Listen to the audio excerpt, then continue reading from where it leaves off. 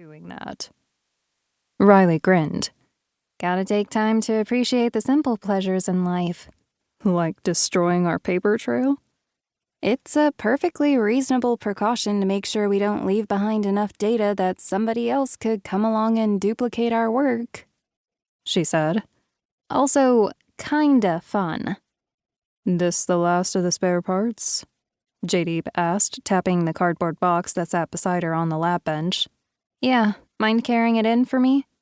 Jaideep thumbed his phone to open a portal into the artificial pocket universe he'd programmed to serve as their mobile laboratory. A black hole irised open, cutting through the air in front of him. He hefted the cardboard box and stepped into it, vanishing from this world a moment before the portal winked shut with a soft whoosh. As Riley watched him go, it started to sink in that their years of preparation and months of careful construction were finally coming to a close. They were actually going to use the machine. All their hard work would either bear fruit or go horribly awry. It had been easy to stay laser-focused on the theoretical research, and after that on the task of building the prototype. But soon they would be faced with the uncertainty of a live test. Riley had already done everything she could to control the outcome, and now it was a roll of the dice. They were way out at the bleeding edge of experimental physics, and there was no way for her to plan for every contingency. The lingering unpredictability of what they would soon attempt clawed at her nerves and made her chest feel tight. Riley squeezed her eyes shut and slowed her breathing as a shield against the sharp edges of anxiety closing in on all sides. Focus on the goal. Remember the reasons. She had long ago figured out that home wasn't a physical place so much as the feeling you get from being with the people you love. Riley's home was Jaideep.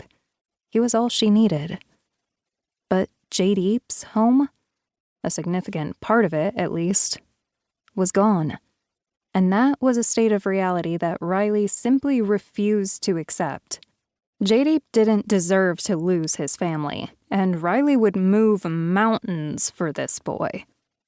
Or, if needed, break the laws of physics. A portal opened again, Jaideep stepping back into the room. Riley tried to relax the tension in her shoulders before he could notice, but he clocked her near panic with the ease of years of practice. Hey, you good? Yeah, just... Whew, this is really happening.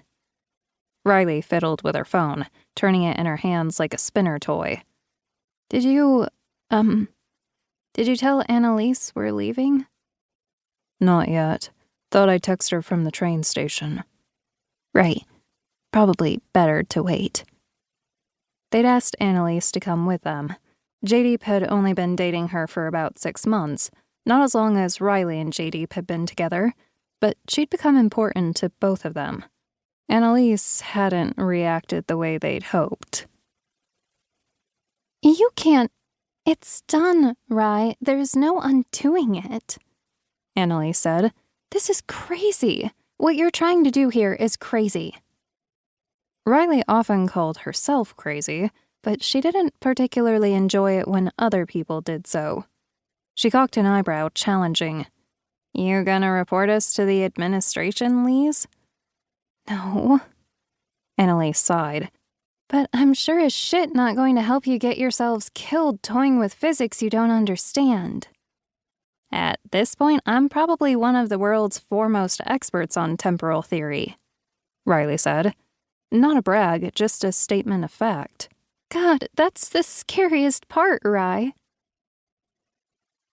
Riley swallowed the little bubble of guilt that tried to make itself known when she thought about Annalise. Jaideep had lost so much when they were 14, and now he'd lost Annalise, too. And Riley couldn't help but feel partially responsible for this most recent gut punch. The whole scheme was her idea. She'd effectively driven Annalise away. Jaideep rubbed a hand up and down her spine, soothing. It's not your fault, Ry. You can't control the choices other people make. I know. Soon it wouldn't.